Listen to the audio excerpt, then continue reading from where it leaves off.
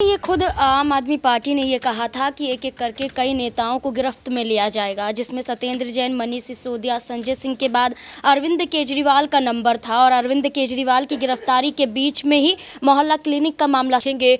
लगभग पिछले 15 दिन पहले सौरभ भारद्वाज ने एक अच्छी खासी प्रेस कॉन्फ्रेंस की थी, जिसमें वो लगातार बता रहे थे कि मोहल्ला क्लिनिक में फर्जी दवाइयां जो हैं वो सप्लाई की जा रही हैं। इसे लेकर वो कई बार खुद अचानक से मोहल्ला क्लिनिक में निरीक्षण करने के लिए पहुंचे।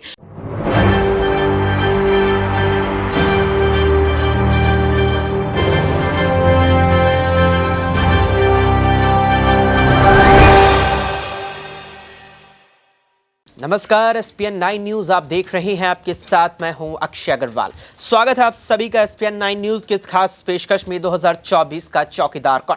2024 शुरू हो चुका है और लोकसभा चुनावों की तैयारियों में राजनीतिक दल पूरी मशक्कत से जुट गए हैं और लोकसभा चुनाव भी नजदीक आ रही हैं। इन्हीं लोकसभा चुनावों के लिए बीजेपी और एनडीए के सामने चुनौती बनने के लिए खड़ा हुआ है इंडिया गठबंधन। और लेकिन उस इंडिया गठबंधन में यहां पर जो कई राजनीतिक दल एक साथ आए हैं, लेकिन वे एक साथ आकर भी एक साथ आते नजर नहीं आ रहे हैं। और इसकी वजह यह है कि कई राजनीतिक दलों में जो मुख्य कुछ यहां प्रमुख दल है, चाहे आम आदमी पार्टी हो, कांग्रेस हो, टीएमसी हो, जेडीयू, आरजेडी, समाजवादी पार्टी, कुछ जो प्रमुख राजनीतिक दल हैं, इनके नेताओं को यहां उनके समर्थक चाहते हैं कि वे प्रधानमंत्री पद के लिए आगे जाए। और उन्हीं राजनीतिक दलों में से एक है आम आदमी पार्टी और उन्हीं नेताओं में से एक है अरविंद केजरीवाल, जो कहीं ना कहीं खुद भी ये चाहते हैं कि इंडिया गठबंधन की ओर से प्रधानमंत्री पद के लिए उनका नाम आगे किया जाए। ये होगा या नहीं होगा ये तो कुछ ही वक्त में पता चल जाएगा, लेकिन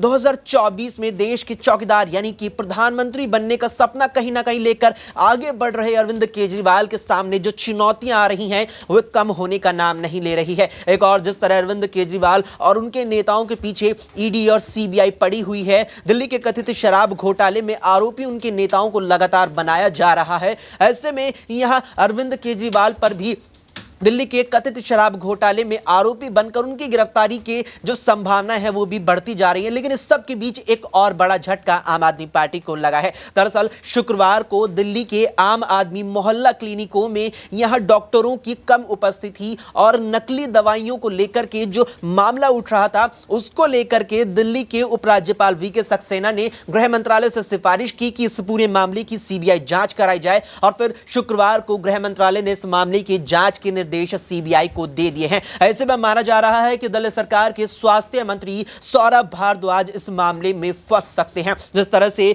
यहां सबसे पहले सत्येंद्र जैन, उसके बाद मनीष सिसोदिया दिल्ली की शराब नीति में आरोपी बनाए गए ईडी के द्वारा, फिर संजय सिंह और अब अरविंद केजरीवाल शराब नीति में अगले आरोपी बनते नजर आ रहे हैं ईडी की इस पूरी कड़ी में, इस पूरी सूची में। ऐसे में अब सौरभ भारद्वाज का एक नए मामले में नाम आना यहां पर आम आदमी पार्टी के लिए चिंताओं को और भी ज्यादा बढ़ाने वाला है। अरविंद केजरीवाल की 2024 की राह को मुश्किल करने वाला है।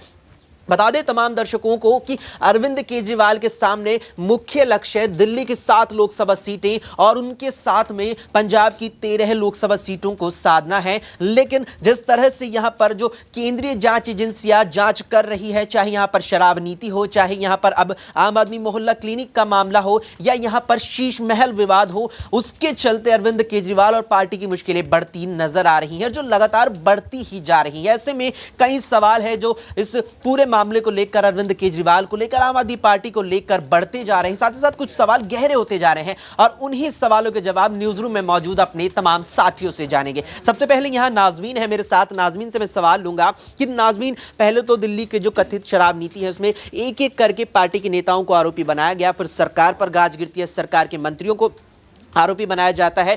अब जाकर के जो आम आदमी मोहल्ला क्लिनिक का विवाद आया है, मुख्य रूप से स्वास्थ्य मंत्री के अधीन ये विभाग आता है। अब सीबीआई की जांच की जो मंजूरी है गृह मंत्रालय से मिल गई है। क्या अब सौरभ भारद्वाज का नंबर है और क्या अरविंद केजरीवाल को एक तरह से पूरी मशक्कत के साथ तोड़ने की कोशिश की जा रही है? देखिए, ये खुद आम आदमी पार्टी ने ये कहा था कि एक एक करके कई नेताओं को गिरफ्त में लिया जाएगा, जिसमें सत्येंद्र जैन, मनीष सिसोदिया, संजय सिंह के बाद अरविंद केजरीवाल का नंबर था। और अरविंद केजरीवाल की गिरफ्तारी के बीच में ही मोहल्ला क्लिनिक का मामला सामने आ जाता है। मोहल्ला क्लिनिक में जिस तरीके से यहाँ पर फर्जी दवाइयों की बात की जाती है, फर्जी टेस्ट की बात की जाती हैं, और जिस तरीके से अब देखा जाए कि अब नाम सौरभ भारद्वाज का सामने आ रहा है, उनकी गिरफ्तारी को लेकर भी बातें की जा रही हैं, सीबीआई के हाथों में जांच दे दी जाती है। तो जहां तक लगता है कि हो सकता है कि अरविंद केजरीवाल से पहले अब सौरभ भारद्वाज गिरफ्तार हो जाएं। लेकिन सौरभ भारद्वाज भी कई बड़ी बातें कहते हुए नजर आते हैं। सौरभ भारद्वाज भी कहते हैं कि जिन दवाइयों को लेकर आप कह रहे हैं कि ये दवाइयां नकली हैं और मोहल्ला क्लिनिक में इनका इस्तेमाल होता है, तो वो ये भी कहते हुए नजर आए थे कि भारतीय जनता पार्टी कई ऐसे अस्पतालों में इन दवाइयों को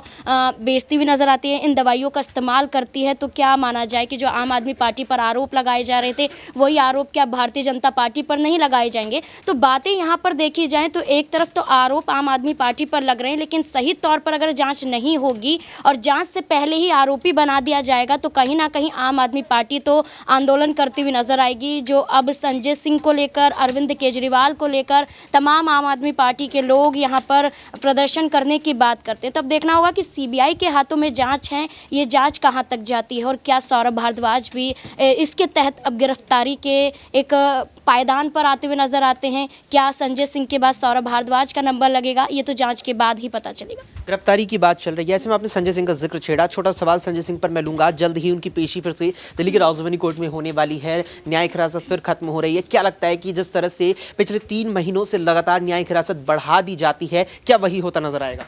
देखिए, जहाँ तक तस्वीरें साफ हैं तो इस बार भी उनकी न्यायिक हिरासत को बढ़ाया ही जाएगा। अब देखिए कि दिल्ली राउजधानी कोर्ट में मामला तो है, लेकिन चुनौती वो हाई कोर्ट में भी देते हैं। जमानत याचिका को लेकर एक याचिका दाखिल की जाती है और वहाँ पर देखा जाए तो वो दिल्ली राउजधानी कोर्ट के फैसले को भी चुनौती देते हैं और उनका यही कहना होता है कि उन्हें जमानत दी जानी चाहिए। लेकिन किस आधार पर जमानत दी जाएगी, पहले तो ये देखने वाली बात होगी, क्योंकि वो खुद यहाँ पर आरोपी बताए जाते हैं। ईडी अधिकारी कहते हैं कि जेल से बाहर आ जाएंगे तो सबूतों के साथ छेड़छाड़ कर देंगे।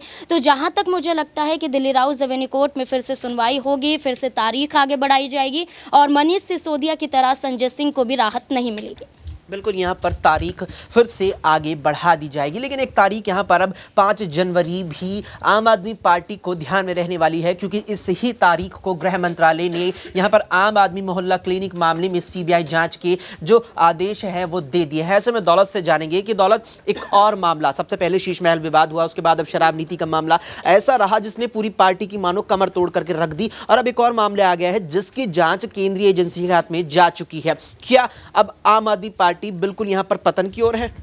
बिल्कुल, यहाँ पर देखा जाए तो पतन की ओर 2024 के पहले से यहाँ पर आम आदमी बढ़ती हुई नज़र आ रही थी और लगातार हमने देखा कि किस तरीके से ये चीज़ें चल रही हैं कि यहाँ जितने मंत्री उनके नहीं हैं उससे ज़्यादा तो उनके ऊपर घोटाले के आरोप हैं। यानी हर विभाग के ऊपर एक नया घोटाला जो है यहाँ पर सामने आ जाता है।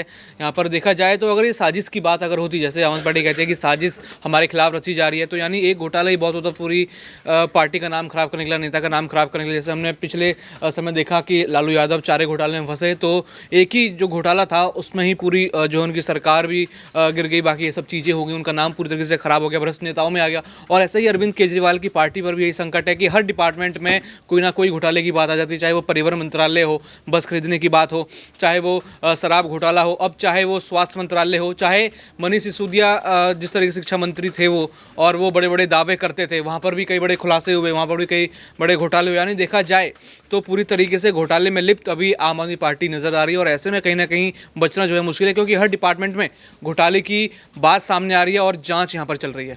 बिल्कुल, यहाँ पर हर विभाग से घोटाले निकल करके सामने आ रहे हैं, चाहे यहाँ पर आबकारी विभाग से यहाँ पर शराब नीति का मामला सामने आया हो, चाहे यहाँ पर अब स्वास्थ्य विभाग से आम आदमी मोहल्ला क्लिनिक का मामला सामने। आम आदमी मोहल्ला क्लिनिक की बात चल रही है, प्रज्ञा से जानेंगे कि प्रज्ञा, जो आम आदमी मोहल्ला क्लिनिक का ये पूरा विवाद अब उठ रहा है, इस पर सौरभ भारद्वाज का कहना है कि मामले की जांच की सिफारिश हमने भी की थी, यहाँ पर उससे यहाँ पर संज्ञान में नहीं लिया गया उसके बाद, लेकिन जैसे ही यहाँ पर जो उपराज्यपाल हैं उन्होंने सिफारिश की, एकदम से यहाँ पर सीबीआई लगा दी गई। क्या इसके पीछे भी कोई यहाँ पर एजेंडा, कोई यहाँ पर जानबूझ करके फंसाने वाली बात नजर आती है?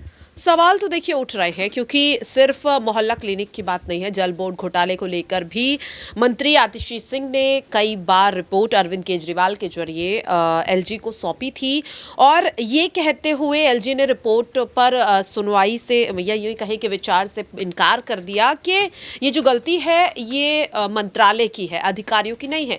लेकिन आतिशी ने तब भी कहा कि देखिए जल बोर्ड को लेकर के जो घोटाले हो रहे हैं उसमें अधिकारियों पर कार्रवाई होनी चाहिए, लेकिन बात जो है वो आतिशी पर आ जाती है।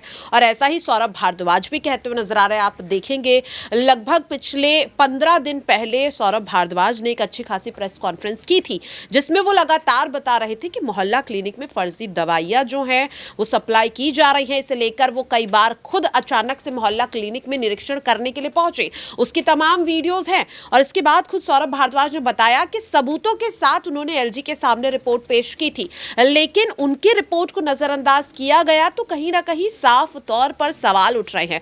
और बीते कुछ समय में हमने देखा भी है कि किस तरीके से आम आदमी पार्टी और एलजी के बीच कई मुद्दों को लेकर वाद विवाद रहा, चाहे वो मुख्य सचिव के नियुक्ति को लेकर हो, कार्यकाल खत्म होने को लेकर हो, या फिर और भी कई ऐसी योजनाएं जो आम आदमी पार्टी द्वारा लाई जा रही थी।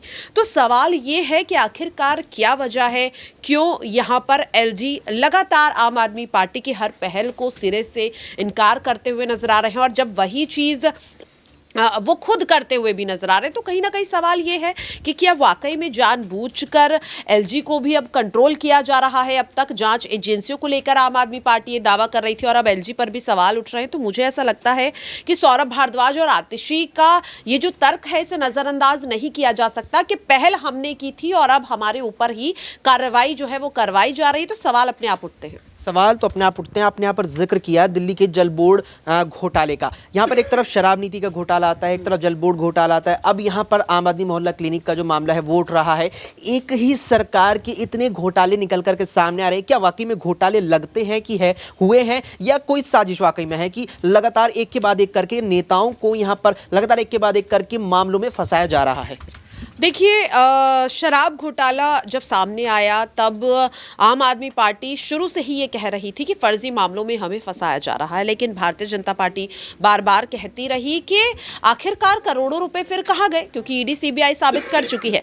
लेकिन फिर उसके बाद अचानक से जल बोर्ड घोटाला सामने आ जाता है, जिसकी पहल खुद मंत्री द्वारा की जाती है, लेकिन उसमें जांच के आदेश नहीं दिए जाते। मोहल्ला क्लिनिक को अगर आप देखेंगे तो खुद सौरभ भारद्वाज, और ऐसा नहीं है कि अभी पिछले 10-15 दिन में जब से जो मंत्रालयों का फेरबदल आम आदमी पार्टी ने, दिल्ली सरकार ने किया है, अभी लगभग 1.5 महीने पहले ही मंत्रालयों में बदलाव किया गया है। जो मंत्रालय अब तक आतिशी संभाल रही थी वो सौरभ भारद्वाज को दे दिया, और जो सौरभ भारद्वाज संभाल रहे थे वो आतिशी को दे दिया। उसके पीछे कई बड़ी रणनीति थी आम आदमी पार्टी की। तो मुझे ऐसा लगता है कि सौरभ भारद्वाज को जब से वो मंत्रालय मिला है वो उसे बखूबी ढंग से संभाल रहे हैं, और जब उन्हें लगा कि मोहल्ला क्लिनिक में वाकई में फर्जी दवाइयां सप्लाई हो रही है, वो खुद एक नहीं दो नहीं कई सारे मोहल्ला क्लिनिक में निरीक्षण करने के लिए गए, और उसके बाद जब उन्हें लगा कि उनके पास सबूत है तो उन्होंने एलजी को रिपोर्ट सौंपी। तो अगर उसके बाद भी कार्रवाई नहीं की जा रही है और फिर इस मामले में मंत्रियों को ही फंसाया जा रहा है, तो जाहिर तौर पर सवाल उठ रहे हैं। और मुझे ऐसा लगता है कि अब कहीं ना कहीं आम जनता, खासतौर पर दिल्ली की जनता, इस चीज को समझ चुकी है कि आम आदमी पार्टी को जानबूझकर इन तमाम मामलों में फंसाया जा रहा है। अरविंद केजरीवाल ने हाल ही में जो कहा, जो बयान दिया ईडी के समन को लेकर के, कि ये सब कुछ सिर्फ और सिर्फ इसलिए किया जा रहा है ताकि लोकसभा चुनाव में आम आदमी पार्टी पार्टिसिपेट ना कर सके, चुनावी प्रचार ना कर सके। बिल्कुल, यहाँ पर ना ही चुनावों में अपनी भागीदारी कर सके, ना ही चुनावों में यहाँ पर बीजेपी को चुनौती दे सके। और खास तौर पर जो यहाँ पर केंद्रीय जांच एजेंसियों का जो ये समय चक्र है, ये सवाल खड़े कर रहा है उनकी कार्रवाई पर, क्योंकि जिस तरह से यहाँ पर शराब नीति का मामला सामने आता है, उसके बाद यहाँ पर पार्टी के सबसे दिग्गज नेताओं में से एक और कहीं ना कहीं अरविंद केजरीवाल के दाएं हाथ माने जाने वाले संजय सिंह की गिरफ्तारी बीते साल की 4 अक्टूबर को होती है। यानी कि लोकसभा चुनावों की जो उल्टी गिनती शुरू होने वाली थी, लोकसभा चुनाव जैसे जैसे नजदीक आ रहे थे,